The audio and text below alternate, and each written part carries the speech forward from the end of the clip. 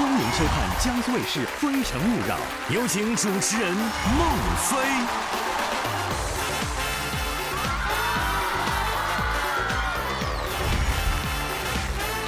欢迎收看江苏卫视《非诚勿扰》，大家好，我是孟非，欢迎大家，欢迎我的搭档黄老师、陈老师，有请今晚24位美丽的单身女生。Mama told me not to waste my life. She said, spread your wings, my little butterfly. Don't let what they say keep you up at night and make your walk on by. My feet can't touch the ground, and I can't hear a sound, but you just keep on running up your mouth. Yeah. Whoa, walk on over there, 'cause I'm too fly to care. Wings are made to fly. 24位女生，欢迎你们，请亮灯。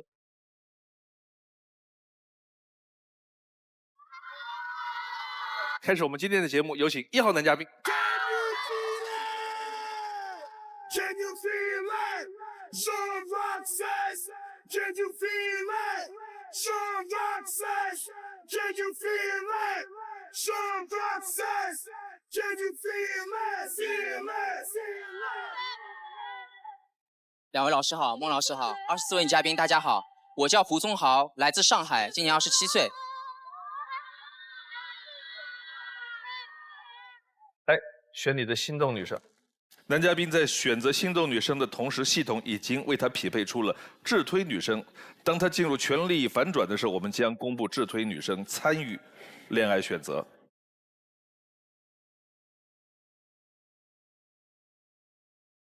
爱之请回答。你的第一个问题是，我希望对方和我一起完成一本恋爱回忆录。主要是这样子的，我希望把在一起的开心和不开心的事情全部都记录下来。不开心的事情呢可以共勉，开心的事情呢就是在后期回忆的时候可以向往那种快乐的感觉。你说的回忆录是以文字形式的，是照片形式的，还是以录像的形式呢？我希望就是这本本子上有照片有文字，就全部记录下来。我给你一个善意的忠告，当你和这段感情结束以后，开始下一段感情的时候，你的回忆录如何保存，这是个大问题。这个问题没有想过。没想过是吧？你跟前女友有没有这样的回忆录？没有，至今没有过。你看，聪明人，他说没有过，你们就不要去找了。23号。男嘉宾你好，我之前有写日记的习惯，所以我也会喜欢写，就是跟我以前对象啊，我们去那玩啊，然后一起拍个照片啊，然后录个像什么的，我都有这种习惯的。但是现在分手了，那本我也扔了。就哪天吵架了，你女朋友要跟你分开了，然后你就拿那本，然后哐在她面前，你看，这就是我们之前的回忆，是不是就不舍得分手？那不至于这样。他自己说话，他自己一个人开心。你的笑声还是很有感染力的，谁都没有笑，你笑就很好。你把那个东西拿出来，万一你们几月几号吵架，会鱼里边有没有放葱花，吵了一架，你这属于翻旧账，会不会这么觉得？不会啊，不会是吧？对。那如果你交往了一个女朋友，她手边有10个前男友的回忆，你愿意看吗？不愿意。给你都不看是吧？不看啊，因为每个人的生活状态都不一样，你跟他是这个状态，跟我就不一定是这个状态。蛮自信的。第二个问题。是我不希望对方在约会的时候记小账。哎，他的事儿都跟记账有关啊。先是要跟女朋友一块儿记爱情回忆录，然后他不希望对面记小账。你好好说说什么叫记小账？就是出去约会啊、出去玩啊，或者花钱的地方，我从来不去计较，也不会记录。但是我不希望对方先去把这个钱付了，然后记本账，到最后跟我精确到毛的来跟我说我们要对半开这样子，我有点接受不了。 6号。大家好，我是吴俊贤，来自江苏南京，今年25岁。我想问一下男嘉宾，您提出这个不希望，是因为您是有过这样的前女友吗？是的。哦，你为什么在你的爱情回忆录里面把它记下来呢？因为没有跟他有过爱情回忆录呀。徐子晨。男嘉宾你好，您说这个记小账这个事情，你可以举个例子吗？怎么样才算你觉得是非常在意的、接受不了的一个事情？就是我不知情的情况下，到最后分手的时候，我记得很清楚，那个数字我也可以说出来。他问我要了29,324块3毛2。哇，还精确到小数点后还有一位，2位3毛2。哦，明白了，明白了，原来是有前车之鉴。最后他给你要这个钱，其实你是想到了还是没想到？有想到，但是没有想到，就是说什么1分1毫1厘这样子，就对，就这种。你有没有给他一本大账看一下？哎，这个事儿你们2位有没有什么建议？我理解他说的那个是挺不愉快的，就我们俩相处的时候，一块儿出去，钱都花了，其实这都是已经过去了。突然要分手的时候，就拿出来一笔钱，就要求给，对吧？要不然就当时说好，就事后算账，那就觉得我要是这男嘉宾，我那下会非常开心。就这个人分对了。2个人如果想走的真的比较长久，甚至走入到婚姻当中的话，有2个观念的契合是高度重要，一个是财务观念，一个是教育观念。就这2件事情如果有分歧，在接下来的生活中的摩擦是不休止的。很显然，你跟你的这位前女友的财务观念有一个巨大的差异。对，而且你们俩的边界感也不尽相同。对于那位女生来讲，边界感是非常明晰的，我的就是我的，你的是你的，我要走了，我的请还给我。但是对男嘉宾来讲，他是觉得边界希望模糊一点。他希望我们的空间大一点，但无论从哪个方面来讲，财务观念还是你们的边界尺度，你们并不匹配，所以那是好事。你一看到那个数字，应该长出一口气，感觉他会对自己立刻就标了一个价。对，就是这种感觉，给这段感情也标上价码，那是你跟他说再见很好的一个句号。对，谢谢老师。但是当时心里还是会有点郁闷，因为就是一下子就会想到啊，我平时的时候送你一个什么这些东西那些东西，你也记得怪清楚的。7号，大家好，我是铁思琪，然后今年24岁，是培训机构的老师。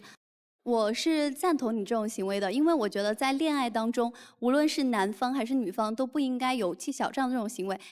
那你赞同我们如果谈恋爱，成立一个恋爱基金的那种形式，你同意吗？比如说你1个月挣6000块钱，我1个月挣3000块钱，然后我们分别拿出一部分的钱，然后放在我们的恋爱基金中，来用于我们的恋爱花费。这样的行为你怎么看呢？这样的行为我觉得是一个很好的一个习惯，有目标有明确的这个数字的金额去共同的去开销，那也是为未来后面考虑的。好的，谢谢。我的看法是需要有一点边界，但是我建议要有边界感，但是那个边界在恋爱期间略微模糊一点比较好。比如他跟他说我挣3000，你挣6000，那么我们大概的消费能力是什么样，在这个尺度之内就合适。我觉得这个里边有一个大致心照不宣的比例，说的太细了也就没什么意思，对吧？对的。好，来看第一条片子。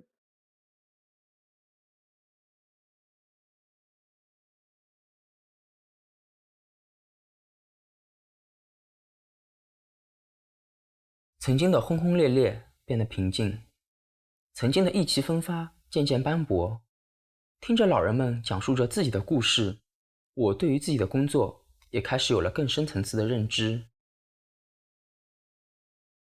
从当初只是简单的谋生，到现在常结合实际思考未来养老问题。我是胡宗豪，一名养老机构的运营专员。原来我对赡养是很理想化的，只要子女尽到应尽的义务就可以了。但是现在我觉得把父母送到体系完善的养老机构是一个更好的决定。他们不是害怕离开这个世界，是怕被抛弃，怕没有尊严的活着，更怕被无视。作为有重重生活压力的我们，可以把更多的精力投入到父母的精神赡养中。正是因为如此，像我这样的上海原住民更需要努力。因为我和沪漂的年轻人一样，没有什么区别，都需要靠自己的努力来完成自己的梦想。但完全具备了各种文学作品及影视剧里对上海男人的定义。简单的来说就是马拉松我弄了不要特灵哦。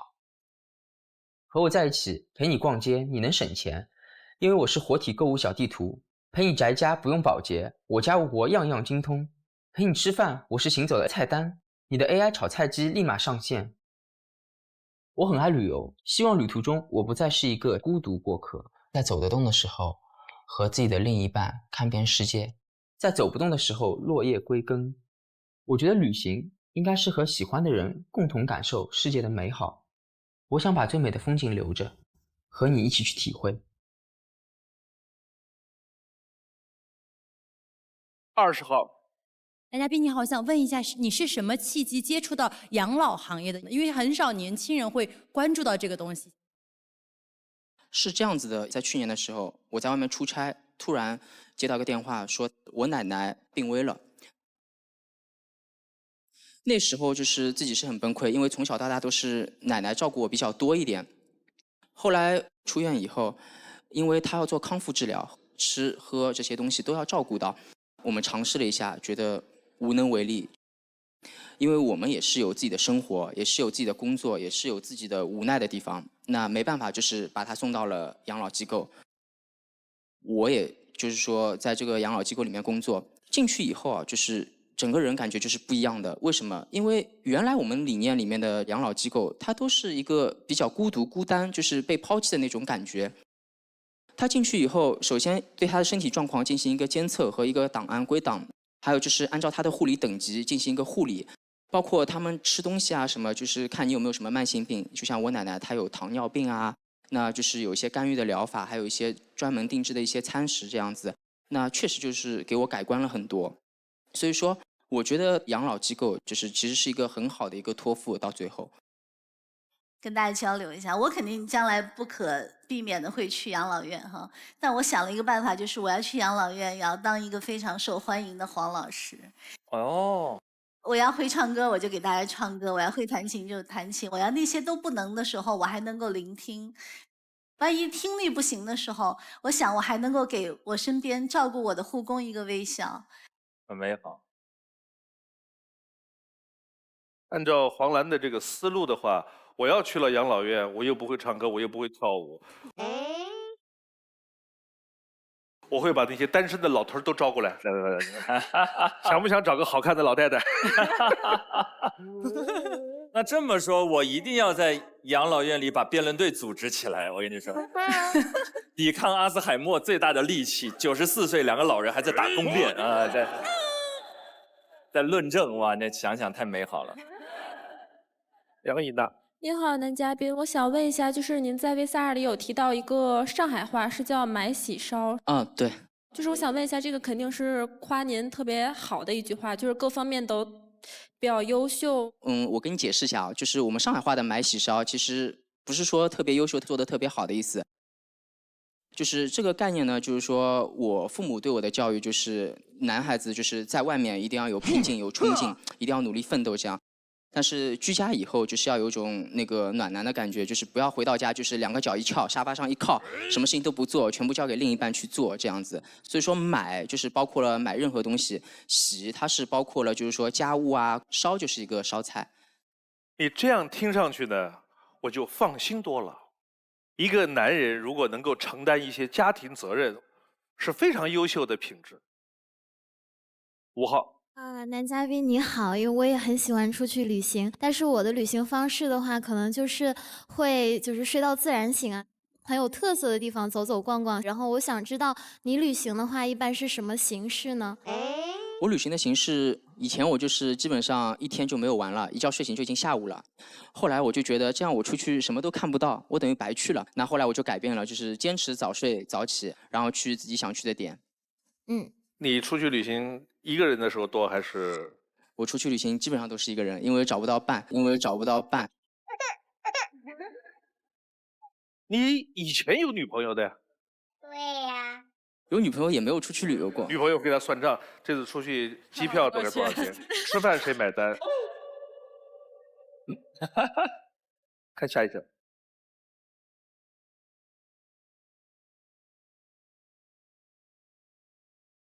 我和第一任女朋友是在朋友聚会时认识的，相处了半年，她邀请我去她的家乡，于是23岁的我被迫出演了一部爱情悬疑大戏。她不但不带我回她家，只是住酒店，还给她父母打电话的时候总是偷偷的背着我，所以说我就觉得好像不太对。在我的追问之下，她才坦白，她不但结过婚，而且孩子都已经5岁了。啊，这种事情怎么会经历在我身上？就像这种电视剧的剧情。当时仿佛被雷劈了一下的我提出了分手。我的第2任女友是个对我要求严格、伶牙俐齿的女生。去倒杯水。大的人了，做点事让人家做点事情，也不知道说敬语的，以后他社会肯定没什么大用处的。标准的语句是：请您帮我倒一杯水，可以吗？非常感谢，麻烦您了。敬语、尊称和恳求的态度缺一不可，少一个就会跟我掰扯半天，直到我认错服软为止，并且也要句式正确，少一样都不行。后来他出国学习，因为他的说教恋爱方式变本加厉，相隔2地的无助，我们最终选择和平分手，成为了彼此的过客。对于另一半，不用你容貌姣好、身材火辣，只需要你看着投缘，相互吸引，因为再美的皮囊总有老去的一天，而契合的3观才是相濡以沫的关键。希望未来的你能和我一起走陌生的路，看未知的风景，听熟悉的歌。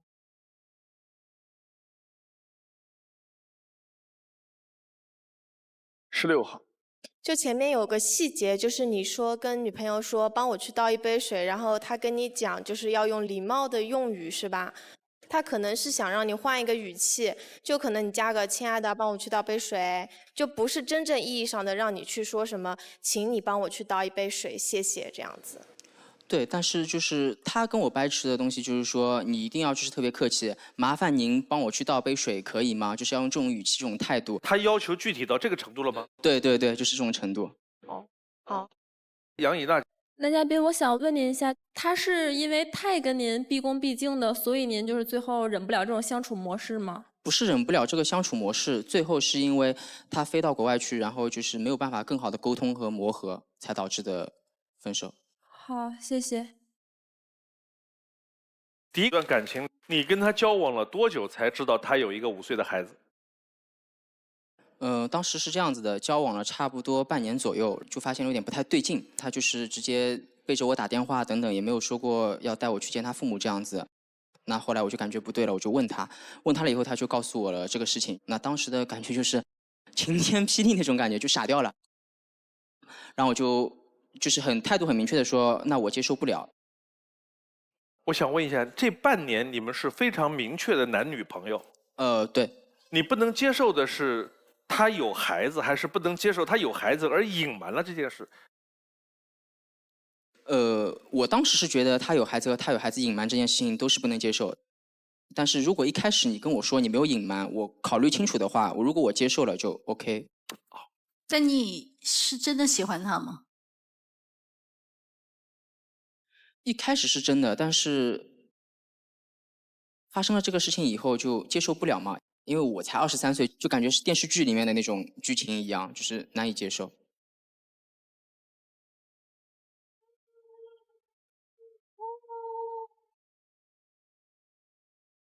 就在灭灯最密集的那一段是讲到那个你不能接受对方欺骗你，但是我听到的那个意思是我23岁。在我的理解，如果你真的喜欢他的话，也许你会站在他的角度去替他想一想，是的，他的隐瞒背后有什么隐情？对，我的感觉是话语权之争，就是听谁的这个问题。就他提出来说希望你加一句谢谢，你说我不喜欢，就背后就不是谢谢了，背后是谁说了算。因为我在观察，其实男嘉宾在跟女嘉宾在沟通和互动的时候，比较习惯的一个开头的词是但是。这个意思是说，我知道你的意思了，但你先听我的。这个是很容易在接下来这种沟通方式当中迅速的就延伸出这种话语权之争的问题。我可以给你一个小建议，就当你以后只要想说但是的时候，全部改成是的而且，你不用但是来转折，你用而且来递进，你试试看能不能把你的思维方式用顺承的方法往后走。好，谢谢老师。但是男嘉宾人是非常好的，而且我有注意到他是在他奶奶生活的那家养老机构工作，而且找到全新的价值。这其实意味着他对家庭成员的这种担当责任也是非常坚定的。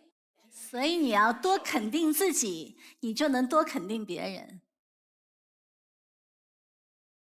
再见，谢谢。可惜不是你陪我到最后，曾一起走却走失那路口，感谢那是你。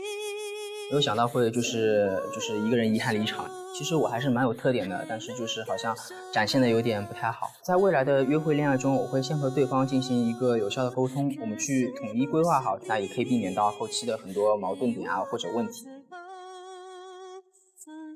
有请下一位男嘉宾。 Can you feel it? Some rock says, can you feel it? Some rock says, can you feel it? Some rock says, can you feel it? 孟老师好，两位老师好，24位女嘉宾大家好，我叫罗晶，然后今年24岁，来自湖南长沙。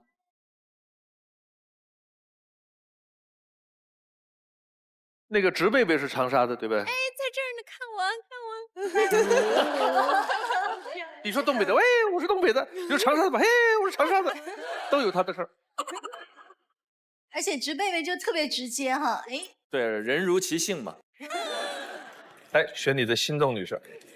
男嘉宾在选择心动女生的同时，系统已经为他匹配出了智推女生。当他进入权力反转的时候，我们将公布智推女生参与恋爱选择。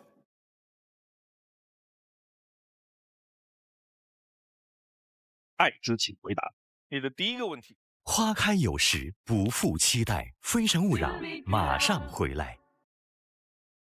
非诚勿扰，现在继续。爱之请回答。你的第一个问题：我希望对方能够霸得满。解释一下。因为就是我们长沙有句话，就是霸得满，奶得烦。意思就是遇到困难的时候，就是不要退缩，然后勇敢一点。如果实在有什么解决不了的困难，没关系啊，你还有我，我可以陪着你一起解决。Cool。霸的蛮和耐的烦是跟没头脑不高兴一样的，他们是匹配的吗？对对对，一般霸得蛮的女生就客观要求她的伴侣耐得烦。长沙妹子是那种就香妹子，非常火辣，嘎嘎嘎嘎嘎，什么事情搞定，那种杀伐决断的那种。哎，陈老师，你跟你老婆好像就是霸的蛮和耐的烦呢。巧了，哎，也同时也是没头脑和不高兴。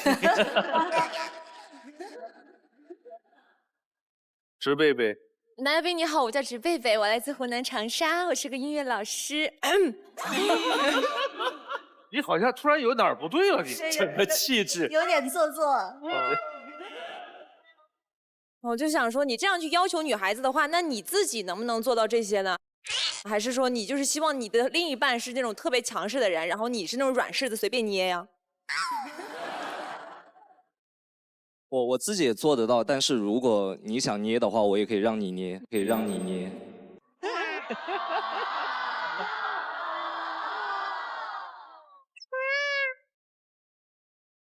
你很紧张吗？现在？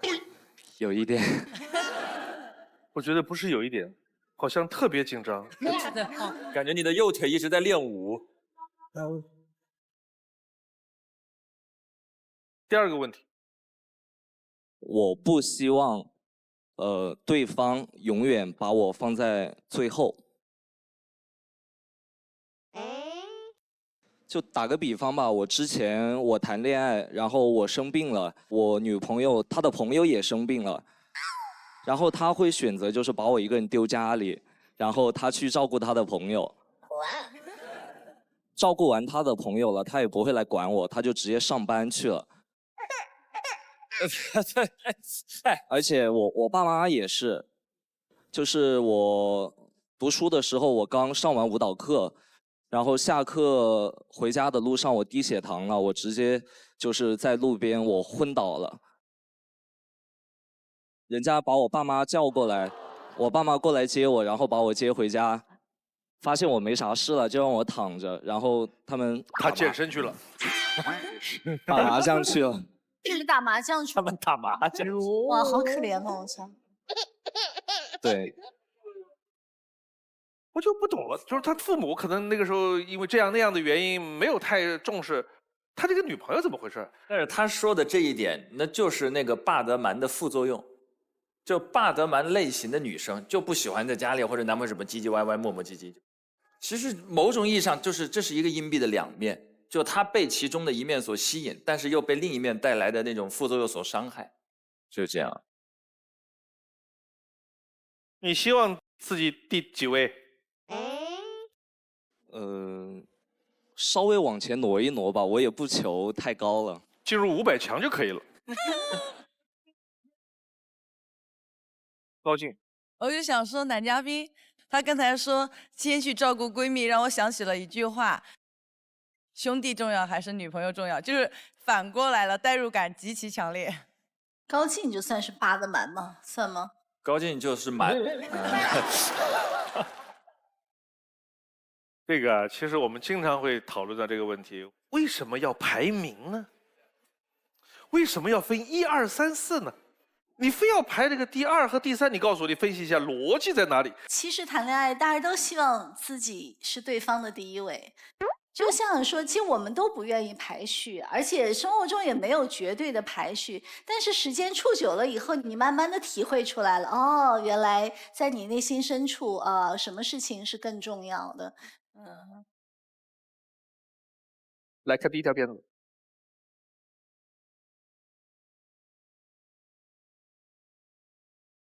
16岁那年，我暗自发誓，我以后要成为一名专业的舞蹈老师，开一家舞社。因为出众的实力，让我觉得那个时候没有人可以比得上我。可是，在一场高手云集的比赛中，现实给了我一记响亮的耳光。教我做人的还不仅如此。20岁那年，一次练习中，我照常做一个动作时，膝盖着地，粉碎性骨折。当初的我有多狂，那时的我就有多卑微。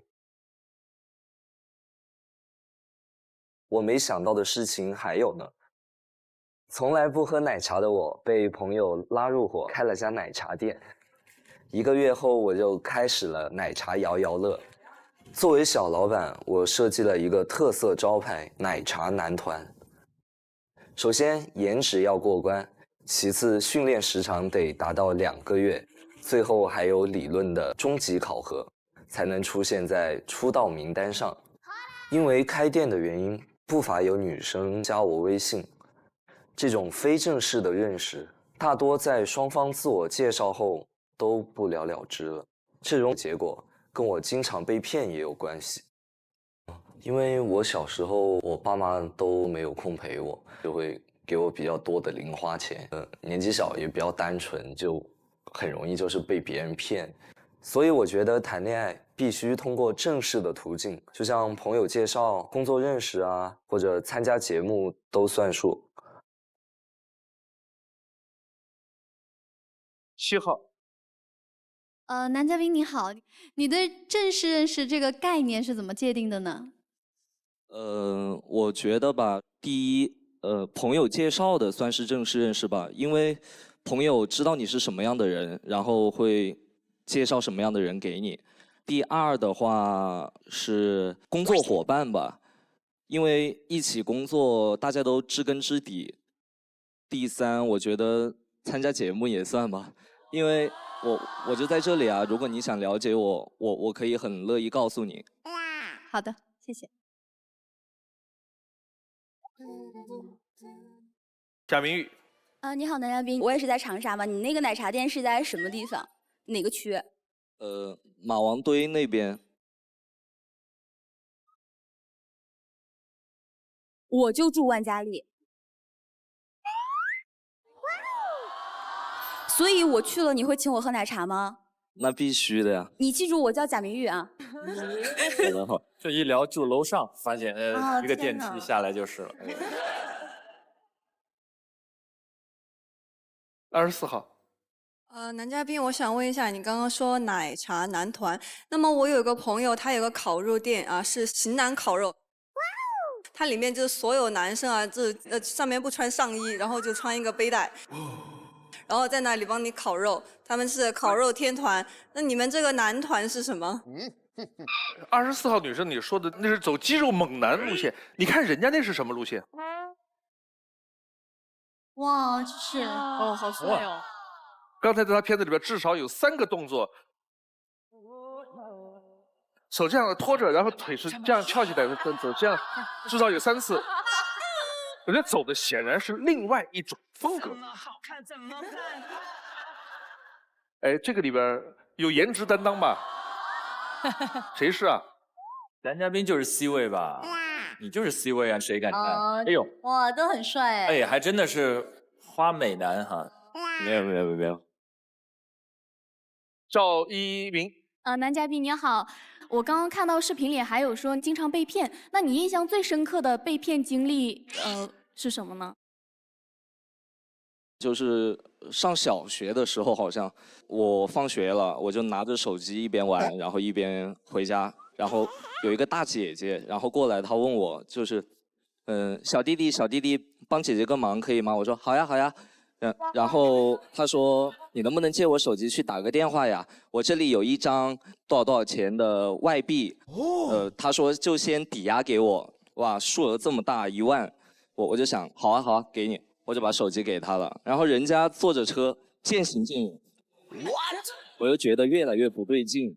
我等了半个小时，后面实在等不了了，我回家去查那个什么币，就换算人民币也就1块多吧。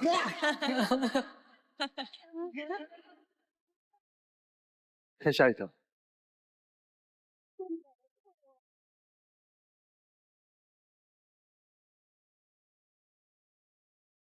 我和他是一次团建旅行中真正认识彼此，认识了他，就好像发现了世界上另一个自己。有了他以后，我才发现，原来默契是可以心有灵犀，不点也通的。不用开口就知道对方在想什么，想要什么。这种感觉对我来说真的很奇妙。太像的人也不适合在一起，这是他后来告诉我的话，因为会没有新鲜感。于是我们这对影子便走散了。我和后一段女生的关系里的关键词是吵架，不分地点，不分时间，大事小事都能吵起来。为了今天的事，今天必须说清楚。我们吵过一场10多个钟头的架，从天黑吵到天亮。我是真的很累，眼皮子都睁不开了。但是我只要就是眼睛一闭，然后又会被他扯起来，会对我说：“我跟你讲话呢，你倒是说话呀。”就这种。他觉得吵架也是种了解彼此的方式，但在我看来，过多的吵架只会消磨感情。分开也是必然。有时拌嘴的确可以促进感情，没有虐就没有甜。可我觉得大虐和大吵就会伤及到2个人的感情。1年里大吵6到7次，我认为关系就走不远了。所以有话我们可以好好说啦。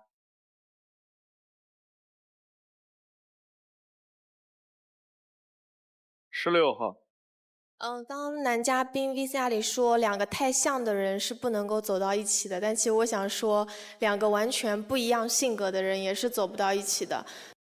就之前我有一段经历，对方就是有什么事儿就一定会吵架，那我就是那种不会吵架的人，我想要什么我也不会说，所以对方一生气我就会说哦，那我错了，就这样子。然后我忍受到一定的点之后，2个人就不欢而散了。我是希望找到一个跟我一样的。我听你这个描述，他说我什么都能忍，我什么都放在心里。他要找个跟他一模一样的，2个人每天都在运气。不是，反正碰到个什么事，你不高兴，我也不高兴，你不说，我也什么都不说，憋死算了，看谁熬到最后。不是两个人都能好好沟通，倒是可以的。好，那这个话题来了，你们是愿不愿意找一个和自己性格一样的人谈恋爱？杨颖娜。我不太愿意跟自己找一个性格相似的人，因为我就是外表可能看起来比较厉害，但是是一个很温和的人。但是我喜欢外向一点，然后霸道一点的这种男生，因为我觉得两个人如果都是就是跟我差不多的性格，我觉得挺没有意思的。21号。男嘉宾你好，我在恋爱中是想找到比较有同样爱好、性格比较相似的。就拿你视频当中吵架的这个例子来说，就每次吵架的时候，我觉得我不是在吵架，我在跟他讲道理。那这个时候你说懒得跟你吵，我会觉得很失望。我觉得这时候你女朋友可能她不是在跟你吵架，她想理解你是怎么想的，然后慢慢到下次再发生这样的事情的时候，她会站到你的角度去考虑，就不会跟你吵了。那你是这样的吗？我还是会跟他好好说的，但是，后面说不通嘛，说不通我就不想再把这个火苗给他弄得更大。对，这样子。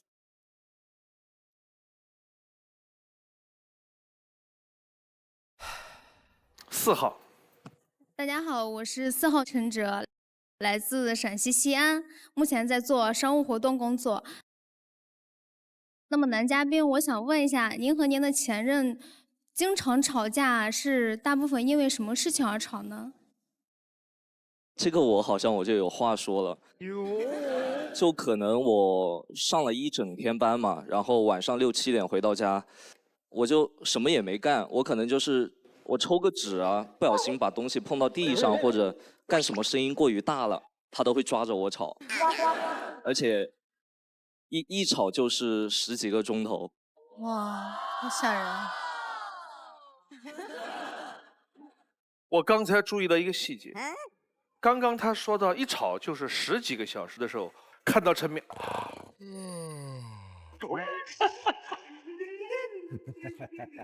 ，10几个小时，这一听就困了。我有过这种类似的经历，没有这么夸张，就是刚刚开始谈恋爱的2、3年，那个时候争吵比较频繁，磨合的时候。对，然后我那个时候练出了一招，我现在回忆起来就是佩服当年的自己。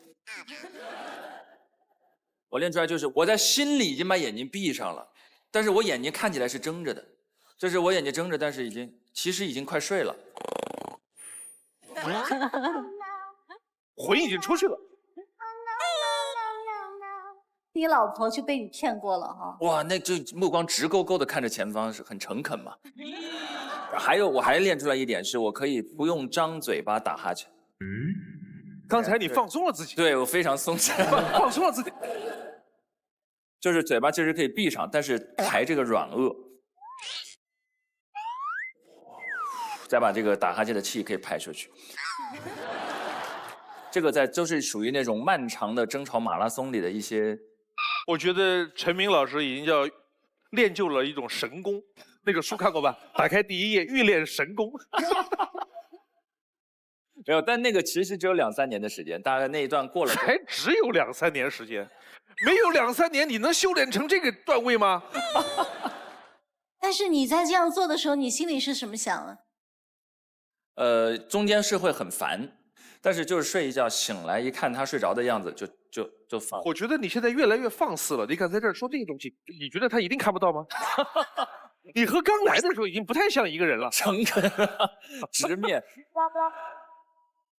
但是真的是这样，就是如果那个时候我自己感觉爱的检验方式就是那种爆吵之后，然后但是你看到他睡着的样子侧脸，你突然就全忘了。哦，你还是图他长得美。老师，我这里我想说一下，我那个女朋友也是的，吵得我实在太困，我真的受不了了，我直接就是闭着眼睛，我一躺我就睡着了，她就啪一把把我抓起来说，不行，今天的事必须给我今天解决。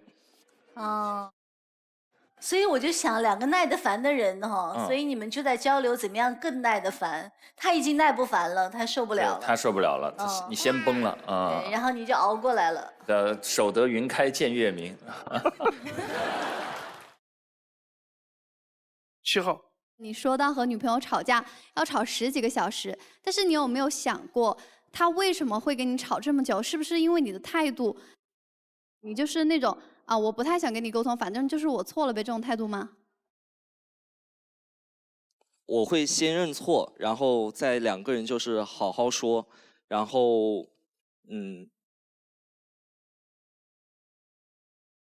那你不认同你女朋友说的今日事今日毕，今天吵架今天就把这件事情结尾这种办法吗？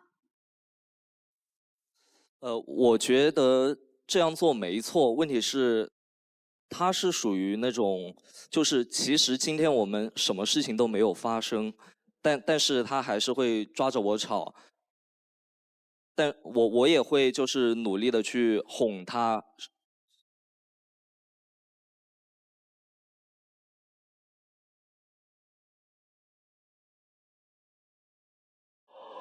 哎呀，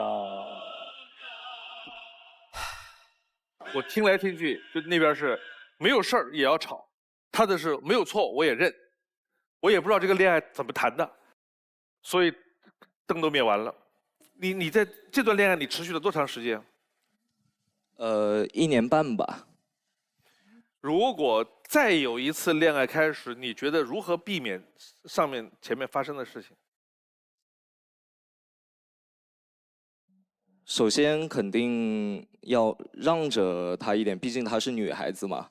然后就有什么都好好说，对。就是男嘉宾今天带来了一个话题，在他情感经历当中，他觉得跟他相似的人走不下去，跟他互补的人后来又走不下去，所以大家在想什么人能走下去呢？我的看法是，没有一对情侣是完全不一样，也许你们两个性格不一样，但是底层的价值观是一样的。你不管是相似的还是互补的，如果你欣赏对方身上某些优点，你就去学会那个优点，这样的话你就会变成更好的自己。我现在如果回忆最初2、3年，我们刚才是用比较戏谑的方式来讲，跟你刚才遇到的困惑非常一致。我其实有时候也根本就不知道他为什么生气，但是每吵一次，其实都是一个桥梁。刚开始所有的吵，都是我来走到他的世界和他走到我的世界里的努力。而随着时间的成长，他5到8年之后，为什么说吵得少了呢？我看到他身上的理性了，他也看到我身上的热情。当我们都开始不吵的时候，我发现那个我就大了，这是要感激的部分。听糊涂了吧？谢谢老师，今天学到很多。谢谢。再见。可惜不是你谢谢老师。陪我到最后，曾一起走，却走失那路口。感谢那是你牵过我的手。虽然没有牵手成功，感觉还是挺遗憾的吧，但是也让我学到了挺多的。在未来的感情中，不管是和我相似的，或者是和我完全不一样的，我觉得其实都不是很重要。我觉得重要的就是能够找一个愿意和我就是互相了解，然后互相理解的人，谈一场长长久久的恋爱。我们经常听到男嘉宾和女嘉宾描述他们过往情感经历的时候，无休止的争吵，无聊的琐事争吵，你都不知道在为什么争吵的时候，这是一个很好典范。当吸引足够的时候，我们才愿意深入去了解这个对方，才会达成性格的那种平衡。可以给大家做一个借鉴。有请下一位男嘉宾。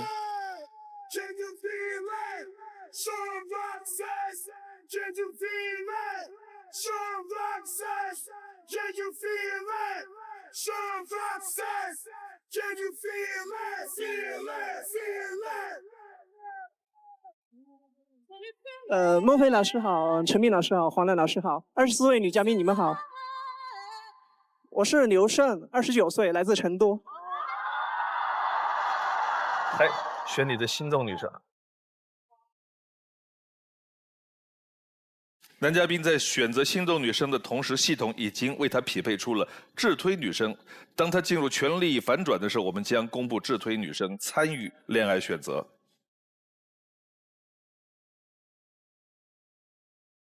爱之请回答。你的第一个问题是？我希望我们每次通完电话后，有女生先挂电话。这事很重要吗？这跟我的工作有关系，因为我是做猎头的，就每天都要打电话，然后也会养成一个习惯，就是一定是对方先挂电话，然后我才会挂电话，确保对方把他的想说的话说完。对。直贝贝，你女朋友如果是在你挂电话之前，她先挂了电话，你没有什么想法是吗？但是你先挂电话，然后你女朋友就会有想法，你是这样认为的对吧？花开有时，不负期待。非诚勿扰，马上回来。非诚勿扰，现在继续。你女朋友如果是在你挂电话之前，她先挂了电话，你没有什么想法是吗？但是你先挂电话，然后你女朋友就会有想法，你是这样认为的对吧？不，我先挂电话后，我不确定他的电话说完没有，但是他挂完后，我就会确定他这次通话是完了。好像这是个很小的事，他很看重。贾明玉，我也是一个必须我先挂电话的人，就是我不允许男朋友先挂我电话。万一你瞎挂我电话，你不就不知道我是不是安全了吗？对，我就是这个意思。对。其实你也觉得这是一个小情绪的感觉，对不对？对，就是要给女方一个优先权，确保她没有问题，而且要给我说的话说完了。那你不会烦吗？如果她话很多一直讲？不会，因为女朋友很难找到的，找到了要珍惜。对。你的第二个问题是？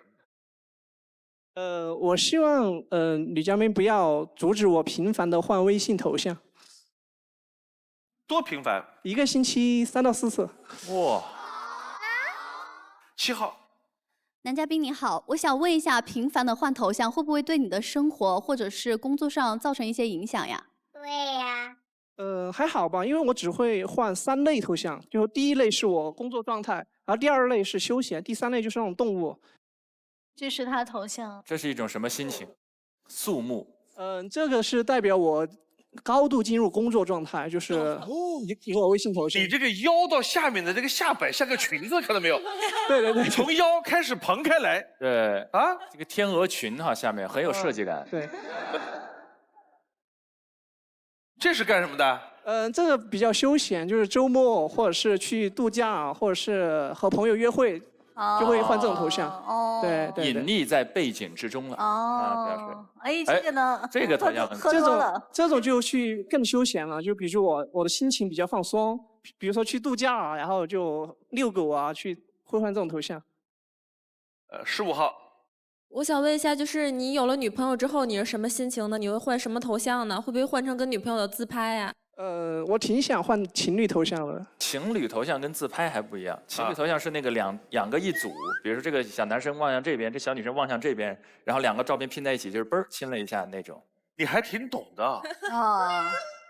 高校校园里同学之间这样同样一换，就意味着公开自己恋情了。就是一组图这个意思啊。你换不换名字？不换。名字不换是吧？不换。怕人找不着。对。我连名字都换。这太绝了！每个星期换5次名字。让那些加过我微信的人根本找不着我。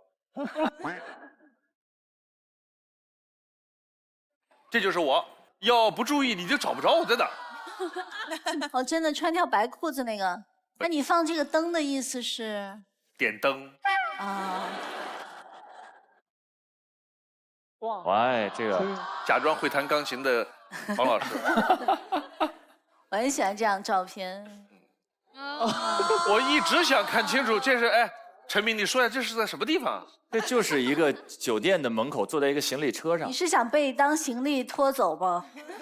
这是之前有一个杂志拍的一套当中的一张。看第一条片子。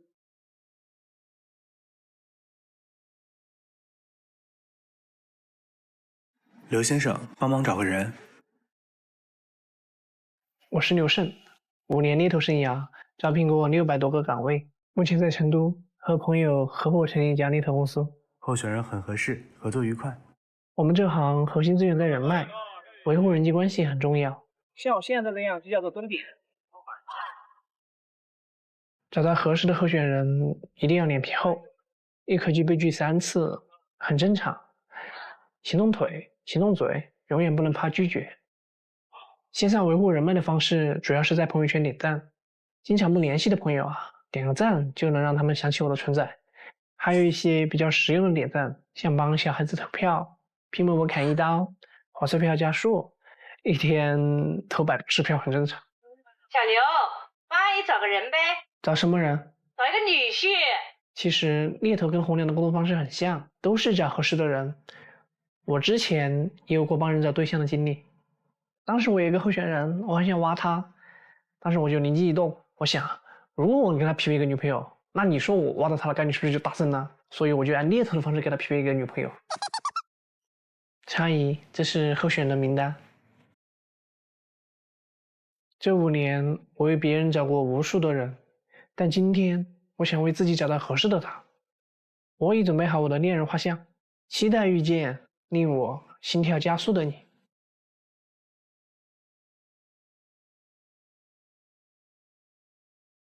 这个职业来的不多，猎头我印象当中好像就没有过。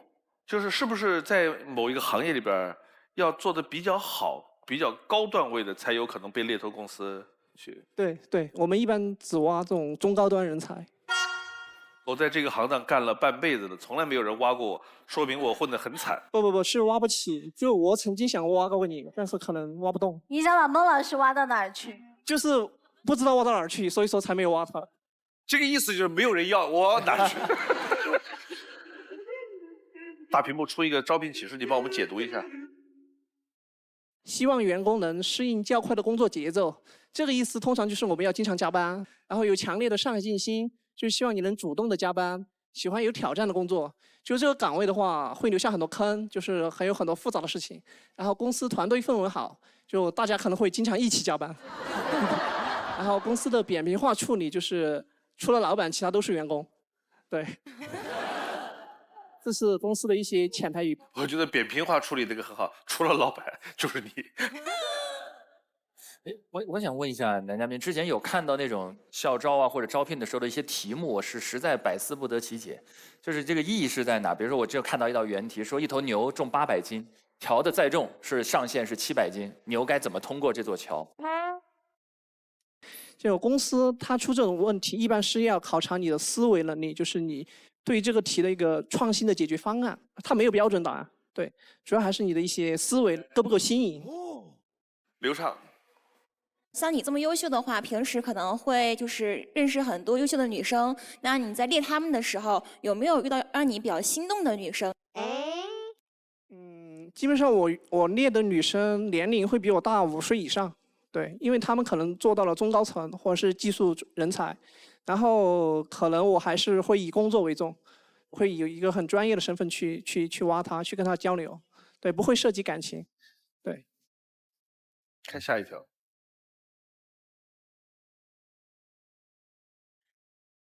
初恋是在我进入职场后认识的，这是我唯一的一次恋爱。因为工作，我忽略了对他的关心，对。我当时是因为忙工作忘记给他打电话了，2周后他对我提出了分手，他觉得我不是真心喜欢他。我试着挽回，3次求复合，每次都很深刻反省自己的问题，但是最终得到的都是拒绝。我觉得我们不合适。哪里不合适？我改还不行吗？我给过你机会，你选择吧，要么做朋友，要么做陌生人。我们选择不再联系。那时候我第一次谈恋爱，不懂得如何去照顾女生的感受，主要是我的原因，没有好好的去珍惜她，失去了这段感情。如果再有一次机会的话，我绝对不会再犯这种错误了。我希望在下一段爱情里成为一个懂女生的男朋友，可以为了你的需求付出实际行动。你喜欢什么样的类型，我都可以试着做出改变。因为我知道，想要收获，肯定是要付出的。抱着玩玩的态度和我谈恋爱肯定是不 OK 的。成年人时间宝贵，我希望以认真的态度去面对下一次感情。我也准备了一份恋爱协议，上面呢写着我能为你做的事情。为了和你在一起，我不藏私房钱，不主动挂电话，吵架不隔夜，当然也有很多的一些空白，这些都由你来填。我带着这份恋爱协议而来，你愿意给我一份试用期吗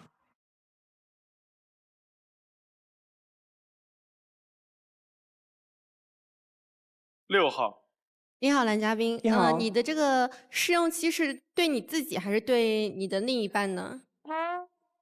这个主动权交给女生，因为由她来判断我合不合适、合不合格。那如果不给你 offer，你就不会继续再去追求他了吗？不是，你不给我 offer，你总要暗示我一下吧？好的，谢谢。这个片子里边有一句话，我希望在下一段感情当中做一个懂女生的人，有这句话吧？有。这句话听上去好像没什么问题，但是我觉得你要再琢磨一下，我的感觉是，比如说一个女生说我很懂男生，但是我觉得她懂男人，她未必懂我呀，因为我身上有很多男人共性的东西，也有一部分是我个性的东西。所谓懂男人的人，一个所谓懂女人的人，未必就是在下一段感情当中没有问题的那个人。对，孟非老师说的非常对，因为我现在没有女朋友，我只能说懂女生。如果我有女朋友，那我就换成懂你。他操作的经验有限，就那一个，弄得还不太愉快，很快就无疾而终，是吧？对，无疾而终。他把我甩了。4号。大家好，我是4号蔡丽，我是来自安徽芜湖，是一名古筝老师，兴趣爱好是葫芦丝古筝。然后男嘉宾你好，你刚说到你会为你的女朋友变成她喜欢的样子，对不对？其实一个男生如果是想要变成女生喜欢的样子，一直是这样下去的话，会很累。就是你可以散发自己的独特的魅力去吸引她。你不一定非要所有的事情全部都以他的喜欢来。因为我觉得我的这个出发点是因为双方需要一个磨合，磨合的话，我肯定会为他改变一些东西，这是肯定的。对，我觉得他的感受对我来说也很重要。这个听上去吧，也没什么毛病。他的意思就是，我只要谈恋爱了，我就会按照女朋友希望这个样子去改变，改变成她要的样子。那你有没有想过？他是因为什么喜欢你的呢？对呀。他因为喜欢我只喜欢了我一半，然后我改变了，他会喜欢我满分。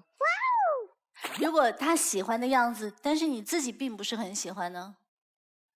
我会跟他沟通，对，就是慢慢的去磨合，慢慢的去有一个过程去改变，而不是说一触成就的。对。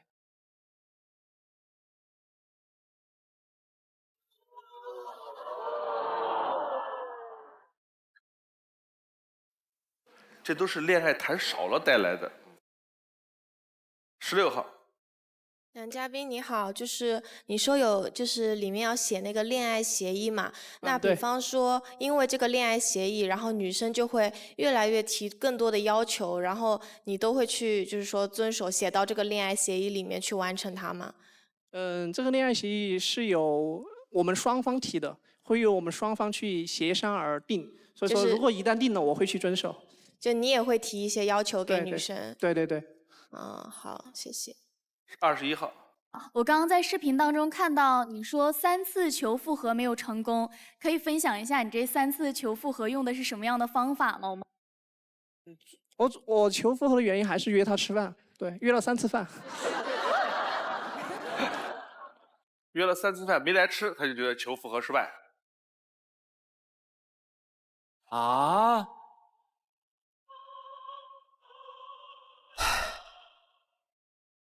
你的那个恋爱协议都还没来得及看，来，你念，它有个实物在这儿。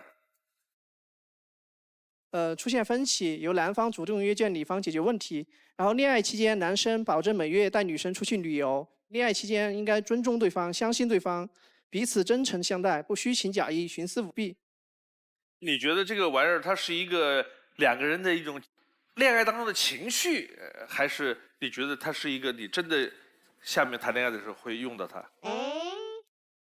我觉得如果真的是谈恋爱，我想这个是我的一个对自己的一个，比如说对我的一个约束，就是我会去负责任。我觉得从格式合同上面讲，它最后应该有一条未尽事宜，双方协商解决。就是这种协议根本没有一种力量和方式来保证它的执行和约束力。如果两个人契约精神非常高，你不觉得这个恋爱又缺少了一点情绪吗？这也是想给男嘉宾一个提醒：职场是理性人的工作场合，爱情是非理性状态。所以严格意义上来讲，职场的规范你全部倒着来就是情感世界的规范。就职场里有什么，爱情里就别有什么就对了。难道爱情里不可以有一点点的理性吗？比如说，我要问你，你为什么要跟我在一起？你说我理性分析了以后跟你在一起的。你听完什么感觉？然后所有的条件约束是有条例的话，本身会把自由感消磨掉。我注意到里面有一条叫只要争吵后由男生来哄女方，你知道这一条就把你以后哄女方的优势全给摧毁了。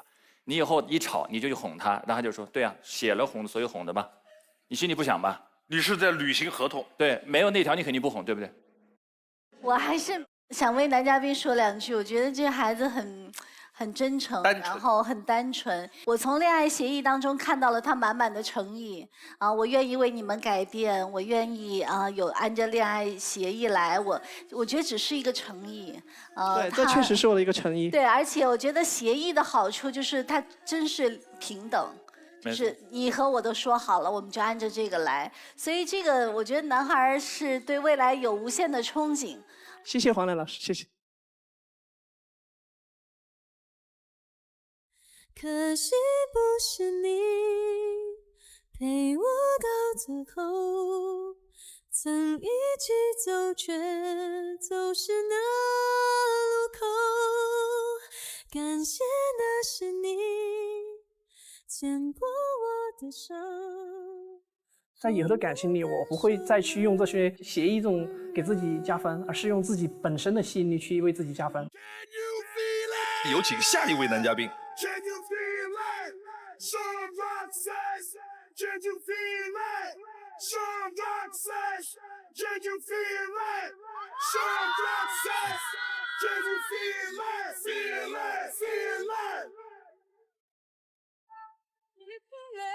孟老师好，两位老师好，各位女嘉宾、观众大家好，我叫刘子航，来自南京，今年23岁。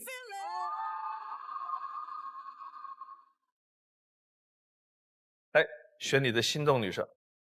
男嘉宾在选择心动女生的同时，系统已经为他匹配出了智推女生。当他进入权力反转的时候，我们将公布智推女生参与恋爱选择。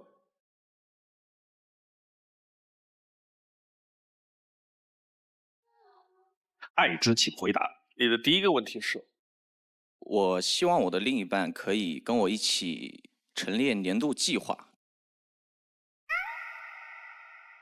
你说一下你的年度计划是什么？哦，我看一下，这人生大目标。对，大目标。这是一生的目标吗？对对对。哦。学外语，重拾二胡，还有2门乐器。哟，重拾。男嘉宾的那个人生目标太好笑了，就是如果你没完成呢？因为我是一个比较随和的人，我不一定就是觉得自己有能力去完成这些目标。如果的的确确自己完成不了的话，那就 pass 吧。你没看那个短视频平台吗？都有一个，比如年度计划，在明年要买一辆奥迪，结果这个把奥去掉，改成雅迪。2号。哎，你好，男嘉宾，我是2号。我想问一下，就是在刚才你第5点那个重拾二胡那个，因为我自己的话也是小时候的时候，外公教我学这个二胡，但是有很长的一段时间已经没有接触这个乐器了，所以我想知道一下，你这个二胡是大概什么时间段学的？可能最少也有10年前了。我跟你一样，也有10年没有接触了。对，现在还会拉吗？会一点点，会一点点。因为以前是的确考过级的。啊，谢谢你。第二个问题是，我不希望我的另一半未来跟我在一起的时候太较真。就是年度计划定完了以后，不要抓他的执行。就是计划吧，随便写写就好了。叫好好赚钱，学会做人。怎么叫学会做人？你跟我说。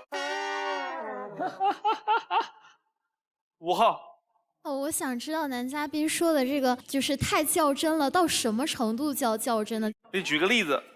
举个例子啊，如果我跟你说我要去做什么事情，跟你报备完之后啊，你要问我什么时候到家，几点钟，你去做什么了，和谁，我就觉得有点太细致了。这叫较真啊。这是其中一个我认为比较较真的地方，其他的还有就是对于某一件事情来说，我如果和你去探讨这个理由，我给你解释，你还是要义无反顾的跟我去反驳，那我就觉得有点过分了。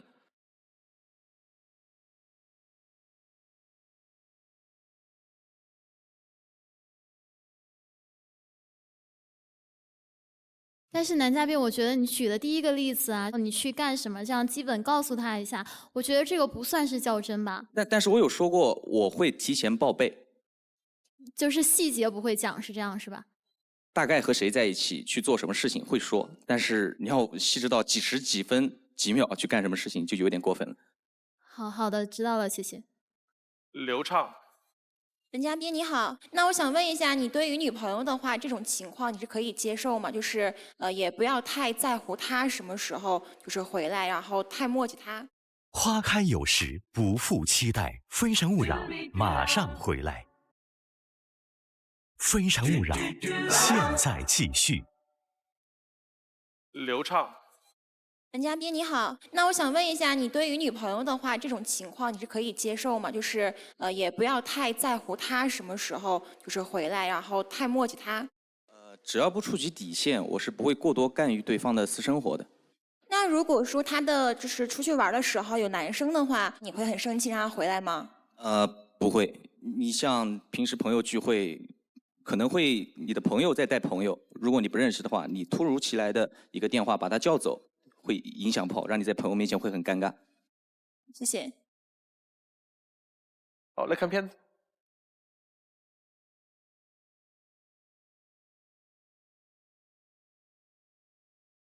我叫刘子航，今年23岁，用南京话说，这个年纪还是个小杆子。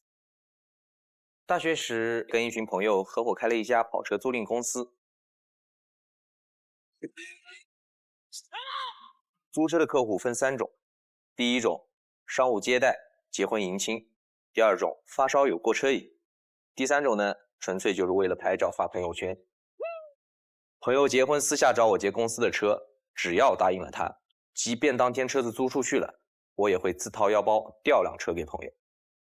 自己的车借给朋友，哪怕开坏了，我也不会计较。车对于我来说，不过是个代步工具。我平时最大的爱好就是钓鱼，现在已经入坑10年了，各种装备还算比较齐全。我会为了钓鱼长途跋涉300公里，也会为了钓鱼2天2夜不合眼，架炮台、打窝子、开饵、一气呵成，连竿抱护是最好的结果，当然也避免不了偶尔当一次龟神。但我真正享受的是钓鱼的过程，而不是结果。我也是一个爱给自己设定目标的人，既有人生的大目标，也有年度的小目标。虽然有时不能全部完成，但至少给了自己一个努力的方向。希望自己能成为一个大家眼里恩真的小杆子。我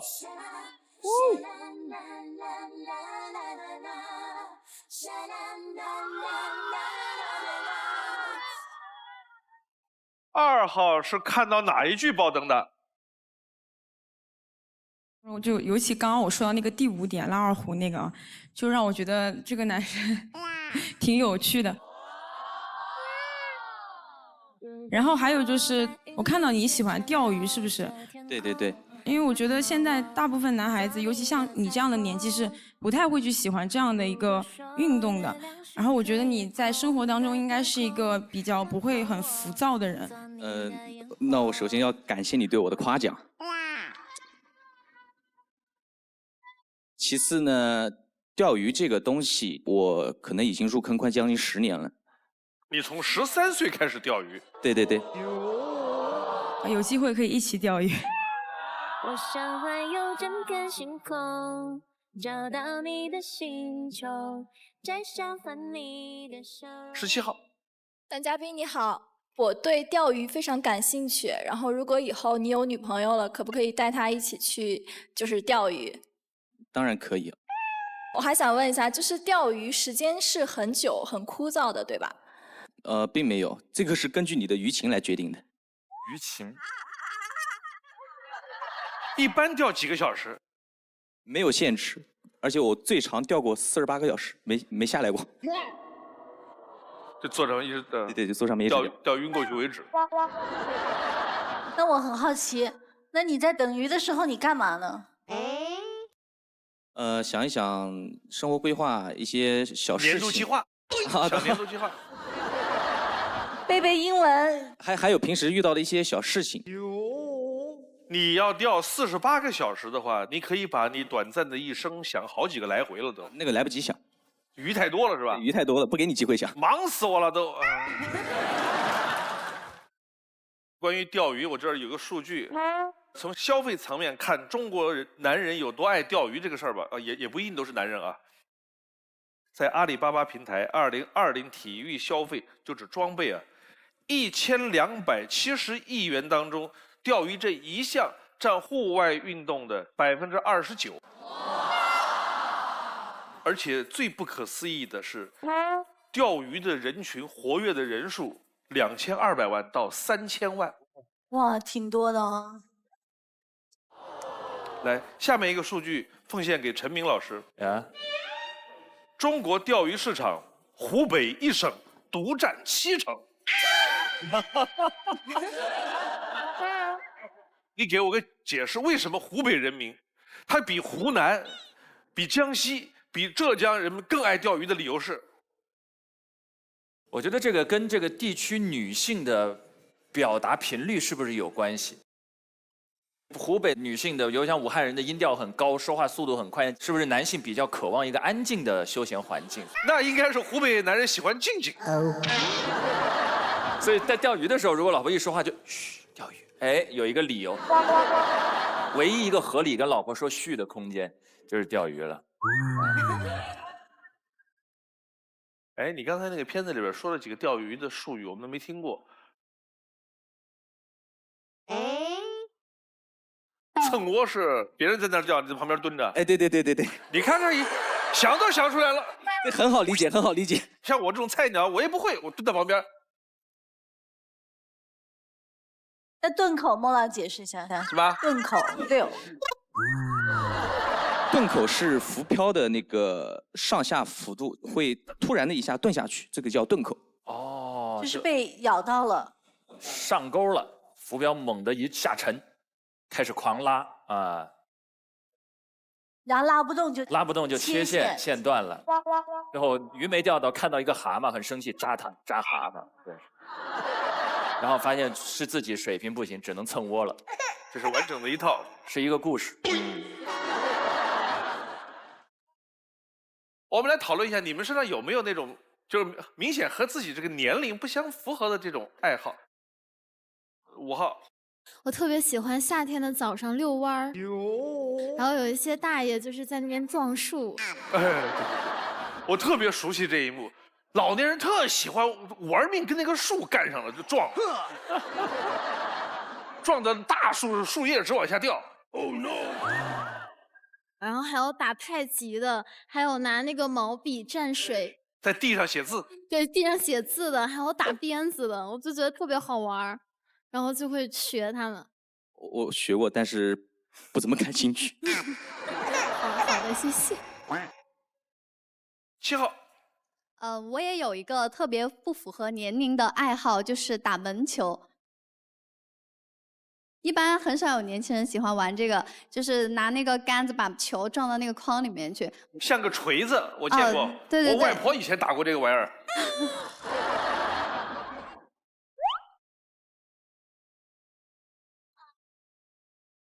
这个运动起步年龄60岁，没有小于60岁玩这个的啊。16号。男嘉宾你好，就是我刚刚看到 VCR 里，就是有朋友跟你就是借车嘛，然后你就算车子租出去了，然后你还是会自己掏钱给他，就再租一辆。就是我在生活中的话也是这样子，就不太懂得去拒绝别人。你要知道，助人为乐是乃人生一大善事。哦，就是你认为不懂得拒绝是一个好的事情吗？吃亏是福嘛。啊？我觉得也不是什么坏事。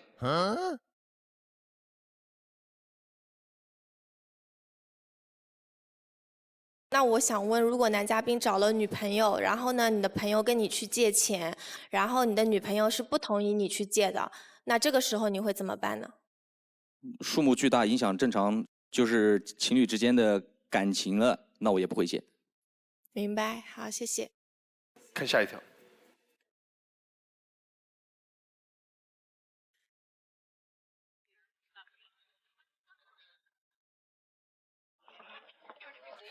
我追她用了1年的时间，我们是在朋友聚会上认识的。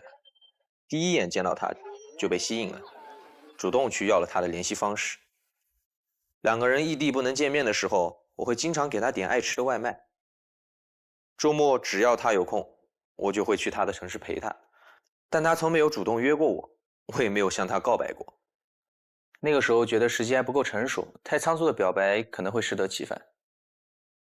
直到1年后，他主动找我聊天了，我觉得时机成熟了，于是抓住机会跟他发了一条信息。这1年就当做他对我的考验吧。后来他因为工作关系去了外省，2个人见面越来越难，再加上他的父母也因为家境的差距并不喜欢我，不断的给他安排相亲。2个人的感情走了下坡路，最终和平分手。在感情中，我是一个干脆利落的人。对方提出分手后，我不会刨根问底寻求原因，因为我自己心中会有一个答案。分手后也不会跟对方反目成仇，如果碰巧遇见了，笑一笑，打个招呼，就当是遇见了一个老朋友。我希望未来的另一半是一个爱社交的女生，我很愿意把我的朋友们都介绍给你，但同时也希望你能尊重我的交友自由。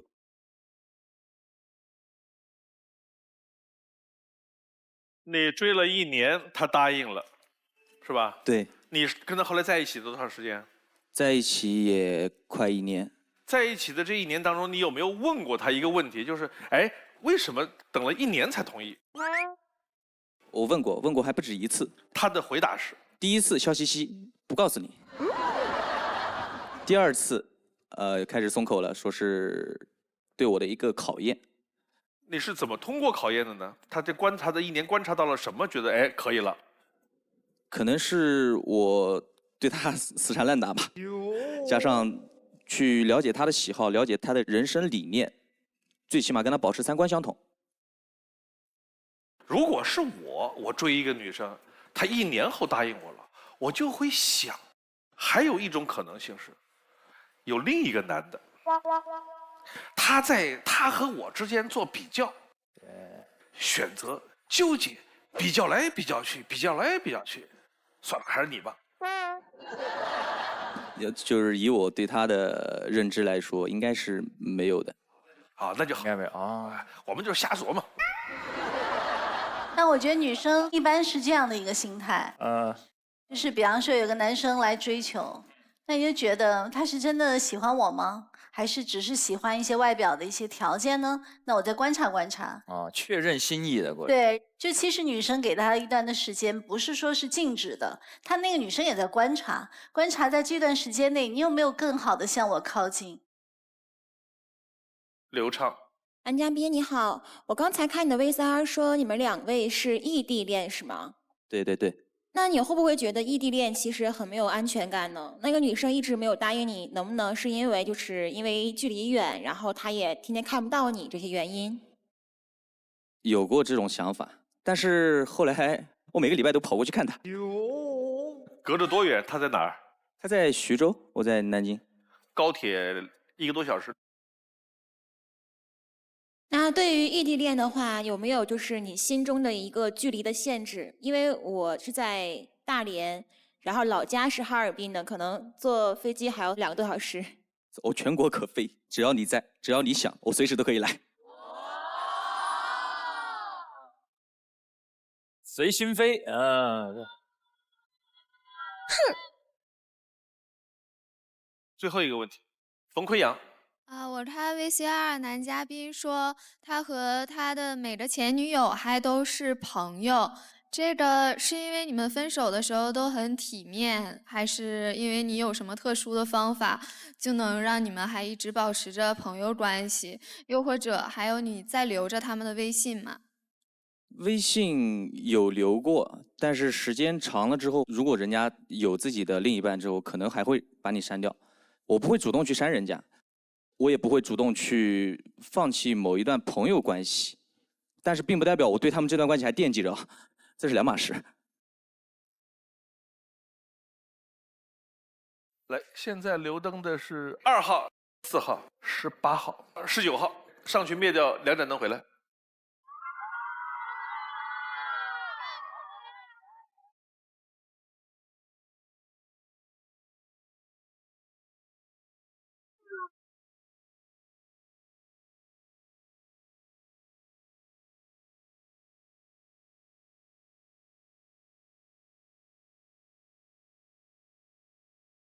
有请2号、19号。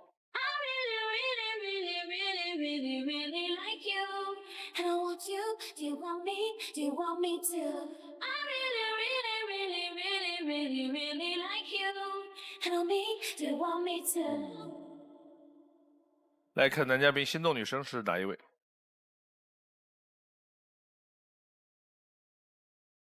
？11号。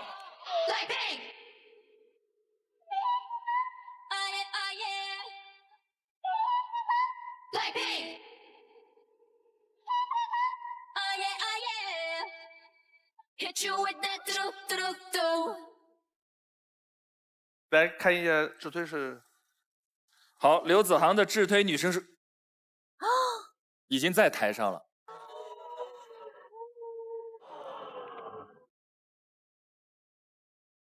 陈如婷，2号。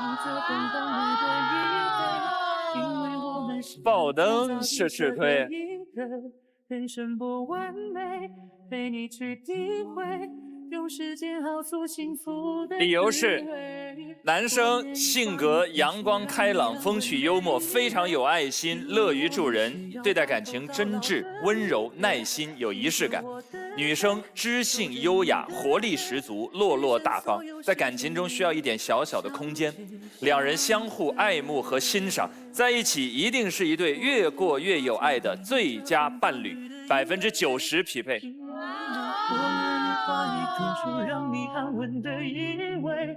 好久没有90分以上。对，匹配度90的不多见，尤其是智推也是爆灯的也不多见。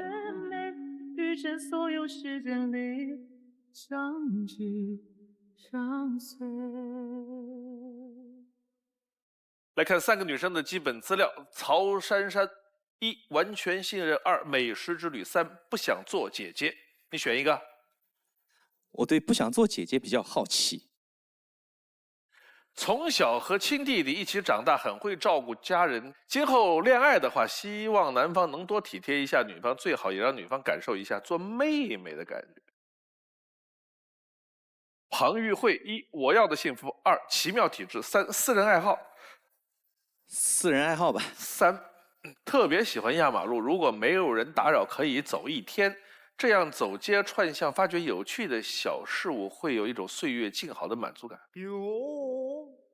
陈如婷，12个话痨，2一个人看世界，3爱工作也爱生活。一个人看世界。2喜欢一个人旅游，觉得不受周围人影响，自己独自去感受旅途中的人文风景，发现惊喜是最美好的。好的，最后一个问题问3个女生。如果有一天我们俩都空闲，都有时间，你愿意和我一起做什么？我觉得需要分2种情况，就是如果说在我工作就比较累、辛苦的时候，我是希望大家能够一起在家里面窝在沙发里看看电视、撸撸猫。但如果说这段时间没有这么忙，然后我就会想到周边去旅游一下。庞玉慧。男嘉宾你好，就是我是一个很喜欢安静的人，我会想要在家里安静的度过一天，就是大家一起做做饭，然后追追剧。来2号。如果是我的话，我会陪你做你想做的事情。哦。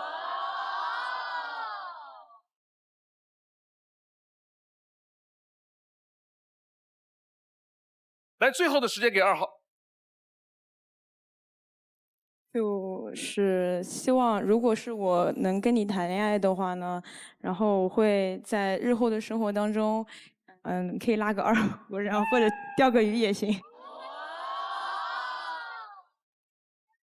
对鱼拉琴，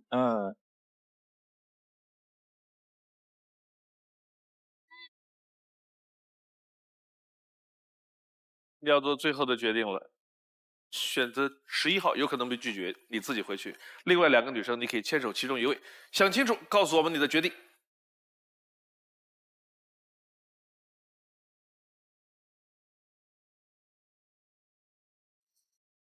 2号，2号。花开有时，不负期待。非诚勿扰，马上回来。非诚勿扰，现在继续。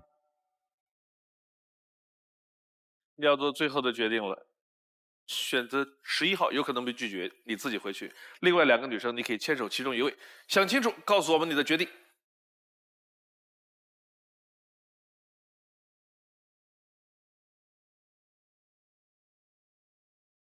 2号，2号。2号。因为我是来自江苏扬州的陈如婷，遇到心动的我就爆灯。你的决定是？我自己走啊，我还是自己走。谁会拒绝一个穿白裙子仿如仙女的女孩呢？我叫刘子航，今年23岁。我觉得这个男生挺有趣的。感谢你对我的夸奖。如果是我的话，我会陪你做你想做的事情。可以拉个2胡，然后或者钓个鱼也行。终于等到你，还好我没放弃。幸福来得好不容易，才会让人更加珍惜。终于等到你。就是我觉得男嘉宾一上场的时候，我觉得他的穿着就比较吸引到我。然后后来在 VCR 当中展示的，他说他会钓鱼，我其实惊呆了的。我感觉他反差是比较大的。然后我觉得他在生活当中肯定是一个不浮躁的人，所以我希望我是能找到这样的一个人。